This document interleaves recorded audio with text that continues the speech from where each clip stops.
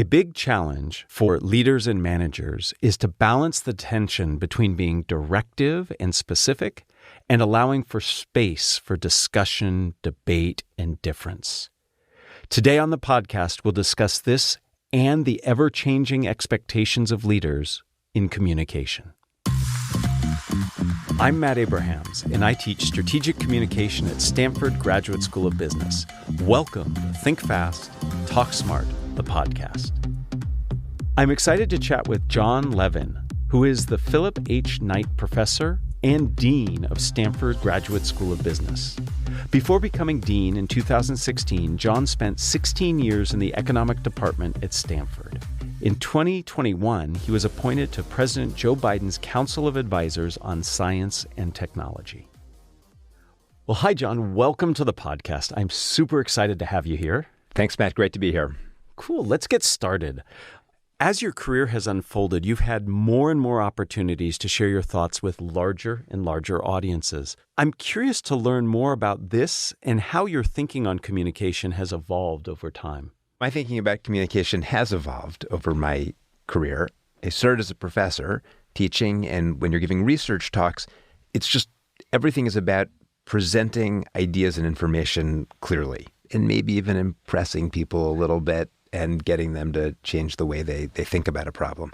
In a leadership role, so much more of communication is about connecting with people, establishing shared humanity, motivating them, inspiring them, sometimes challenging them.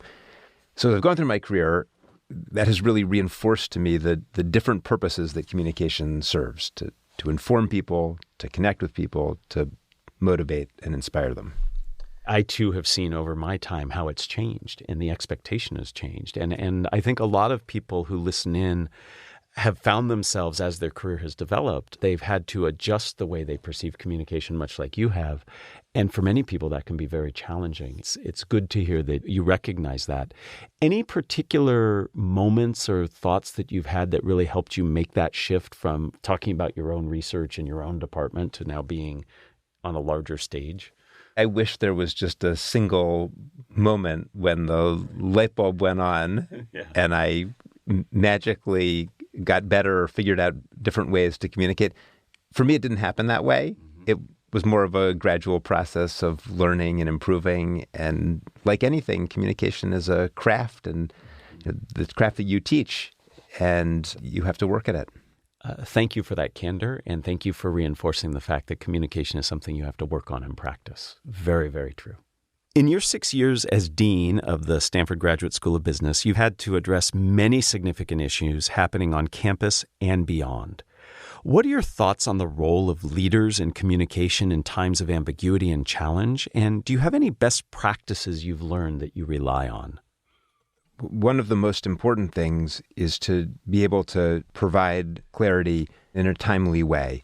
Often the way I tend to think about that is, what do people need to know? And how would I like them to feel when they read a message from me? There's a very complex set of issues that has arisen on campuses and in academic leadership that has to do with how do you communicate about issues that are going on in the world? And the landscape for that particular question has changed hugely over the last, say, 5 or 10 years, where historically academic leaders were hesitant, often did not, rarely communicated about the events of the day and so forth. And today, there's a much higher expectation and a much greater demand to know, where do the institutions stand? What does the president of the university think? What do deans think about different issues? I find that to be one of the most complicated and challenging set of questions in leadership communication, figuring out what to talk about and how to talk about it. Wanting to be able to make clear statements about what I think or institutional values to reassure groups of people who really want to hear something about that. But at the same time, leaving space for people to form their own opinions, to discuss ideas, to debate what's going on, because that diversity of ideas, of viewpoints, of perspectives is just so absolutely central to our mission. I think in that you've clearly defined a tension that all business leaders need to manage, which is how do you step forward and put forth your position, but also leave space for people to discuss, to debate, to discover. And that's a hard tension. And it sounds like part of how you navigate through that is by thinking through, what do you want people to know and how do you want them to feel about those issues? And that is something we've talked about before on this podcast, and I think critical in all communication. It's not just the information you need to put out there. It's how do people need to feel, or do you want people to feel about it? So thank you. In the early days of the pandemic, you started sending out a weekly email blast that you sent to everybody in our community here at the GSB. And it relayed information, it offered support and assurance. And I personally found these messages comforting, informative, and encouraging in a time when encouragement was definitely needed. I'm curious about the specific thought process that went into those emails, as well as your thoughts about how leaders can find a balance between being warm and personal, which I thought you did a great job with, and being strong and definitive. Thanks for saying that. When the pandemic started in the winter and spring of 2020, there was just so much going on because we were canceling programs, international travel. We went online over a weekend. People were working from home. They had to be on lockdown. It was just an incredibly unusual and dynamic situation. And so I started writing to the community, basically just to summarize the information that people needed. What was canceled, how we're moving online, who needed to be on campus. And I was basically just writing bullet point memos to make sure everyone had sort of common facts and information and knew what to do. And then within a few weeks, I started writing more reflective emails. And so, what I was thinking about, what I was reading, who I was talking to, the experience of having a Passover Seder on Zoom, other types of strange experiences that everyone was sharing. And everyone was so isolated and lacking in community. And I wanted to try to maintain that. And so I did keep that up through the main part of the pandemic. And I got a lot of positive responses and appreciation, partly just for putting that effort in to try to maintain community. I really found it endearing, and it did build a sense of community. When you were sharing the stories about how it was affecting your life, how it was affecting your family, you would highlight what you noticed other people doing, and it really served to bring people together. And I think a lesson for everybody listening is that even in times of stress, being personal and sharing your own experience can really help bond people together, and I appreciated that. As you think about the future of business and business education, I'm wondering what you think about the role communication is playing now and will play in the future. There is just no doubt whatsoever that communication is going to continue to play such an important role for business leaders. That's true whether they're communicating individually to their leadership team or to different people in their company or to employees or to customers or to shareholders or testifying in Congress or to the public. It really is just so important for people who are in leadership roles to be able to communicate with clarity. Our students are really fortunate to have folks like you to help prepare them for that world, such an essential skill. Thank you. And I agree with you that the role of communication, the pandemic taught us how critical communication is. And when we're cut off in some ways from our communication, it can be very challenging. Let me ask you about a question that is relevant to someone who is an economist and the dean of a business school. Capitalism is under fire these days. We're facing problems of economic inequality, climate change, loss of jobs to technology, privacy concerns, and many other things.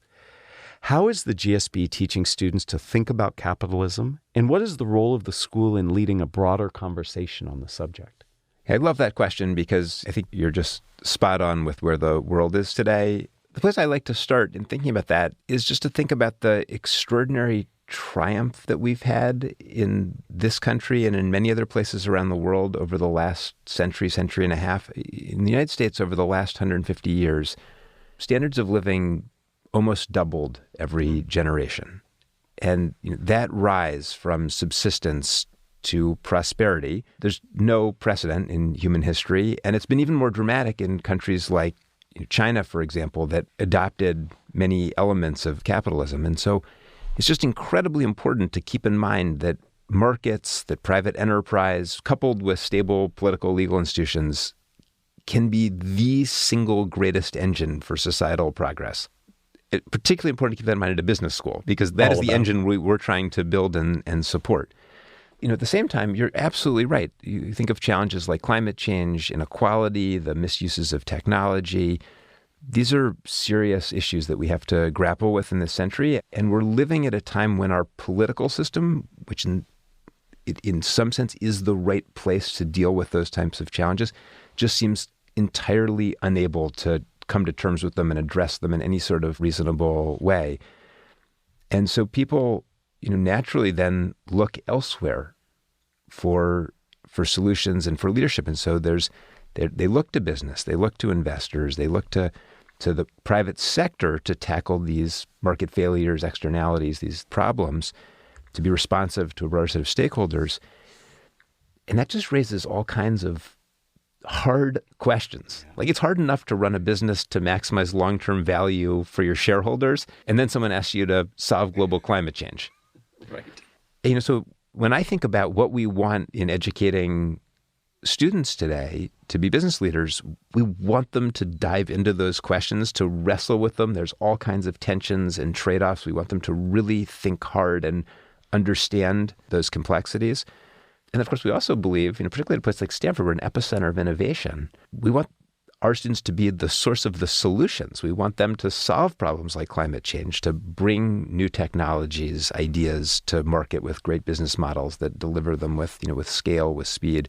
We hope students, when they come here, are going to be inspired to take on big challenges and then to do it in ways that will restore people's faith in business and the ways it contributes to society.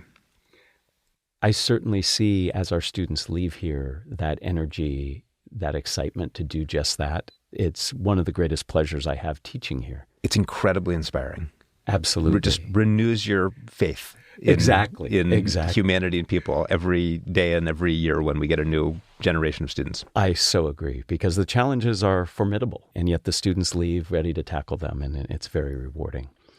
Stanford GSB is one of the most competitive management education programs in the world. What do you see as the opportunities for the GSB to reach and educate even a broader set of leaders than those fortunate enough to come here?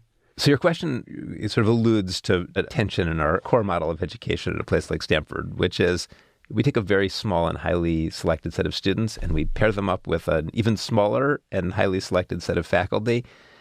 That's a magical, immersive educational environment, very intense campus experience.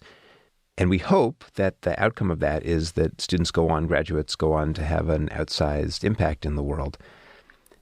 At the same time, we need a much larger, stronger cohort of global business leaders to help continue to move toward prosperity and to have growth and solve the big challenges of the world. And particularly with the interest that people have in continuing to learn throughout their lifetime and the capabilities that we've developed, others have developed with technology. I have a very strong feeling that places like Stanford have a tremendous opportunity, in some ways a responsibility, to try to reach and engage with and educate a broader set of people around the world, and to do that in ways that are transformative and meaningful and impactful. We do that today through short on-campus programs we run for executives or for other leaders. In our online programs, our LEAD program nearly doubled during the pandemic. In programs we run globally, like Stanford Seed, which we run for entrepreneurs in Africa and South Asia. And we continue to look for new opportunities to do that. And it's one of the things that I find most exciting about the future. I have certainly seen your commitment and your leadership team's commitment to expanding how this place, the business school, but also Stanford, reaches people. And I truly appreciate the support you have of what we do here, because we're trying to reach people as well. I think a podcast like this is such a great example of the ways that a place like Stanford can share ideas with the world and reach a broader audience and give people a sense of what's going on, what are people thinking, what happens here. So before we end, I'd like to ask you the same 3 questions I ask everybody who joins me. Are you up for that? Let's do it. All right. Question number 1. If you were to capture the best communication advice you've ever received as a 5 to 7 word presentation slide title, what would it be? Okay, I have a story about this, which is maybe 20 years ago, my brother and I were asked to speak at an event that was in honor of my father. And we were supposed to be the dinner speakers. And so we wrote to the people organizing this event and we said, well, what should we say? What's going, what do you think? And so forth. And they wrote back this incredibly long email with, well, maybe you could touch on this and that and this and that, and you could do it this way. And, oh, by the way, maybe tell a joke and sort of say something about your mom and all this stuff. And I looked at this email and I was like, wow, this is going to be the tough assignment. And my brother immediately just hits reply all and he says, got it. Standard talk, funny, touching, and short. I love it. Funny, touching, and short. I think that's great advice for many of our communication situations. I'm curious, how did the talk go? We were short. I'll leave it at that. I'm curious, Jon, who is a communicator that you admire and why? So one person is Barack Obama. No matter your political affiliation, you have to admire President Obama as a communicator. He came and spoke on campus. He gave a incredibly detailed, pretty technocratic talk about social media and misinformation. It was easily an hour, maybe even an hour and a half, and it was mesmerizing. He's a wonderful speaker. Let me ask you my third and final question. What are the first 3 ingredients that go into a successful communication recipe? Clarity, connection, inspiration. Very, very important.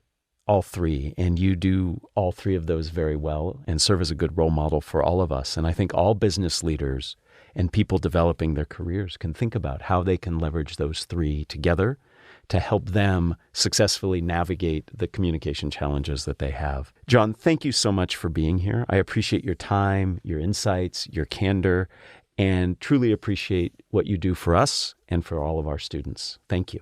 Matt, thank you so much for having me on. And we're so fortunate to have you teaching at the GSB and doing this podcast. Thanks for joining us for another episode of Think Fast, Talk Smart, the podcast from Stanford Graduate School of Business. This episode was produced by Jenny Luna, Michael Riley, and me, Matt Abrahams. For more information and episodes, visit gsb.stanford.edu or subscribe to our show wherever you get your podcasts. Finally, find us on social media at Stanford GSB.